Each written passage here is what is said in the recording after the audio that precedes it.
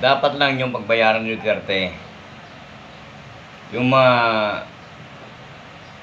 nagawa niya magpapatay ng tao nung panahon nang siya ay nanunungkulan. Nung panahon na siya ang presidente pa. Kulang pa ang buhay niya upang pagbayaran niya mga buhay na pinapatay niya. Ano ginawa niya yung pagpapatay para sa mga Pilipino? Nasa wata ba niya? Naubos ba niya? Diba? Naubos ba malubos ba mga drug lord yung pinapatay mo? Hindi. Kasi nasa iyo mismo Davao nga nahuhulihan ng droga, di ba? Mismo Davao nga laganap ang droga, di ba?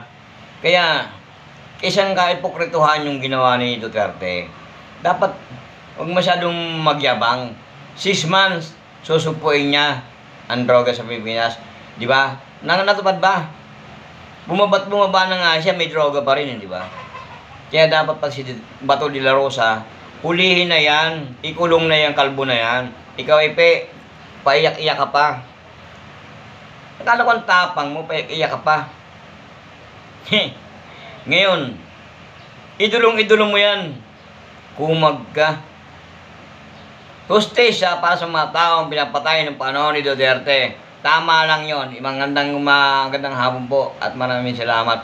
Lagalag TV po. Pakisuportahan nyo rin po ang aking YouTube channel na Alamat TV. Huwag nyo pong kakalimutan like and share and subscribe nyo po ang Alamat TV. Maraming salamat po sa mga subscriber ko, 1,000 subscribers sa Alamat TV. Sana ito pong Lagalag TV. Suportahan nyo po tulungan nyo rin po ito. Maraming salamat po at magandang hapon po sa inyo lahat.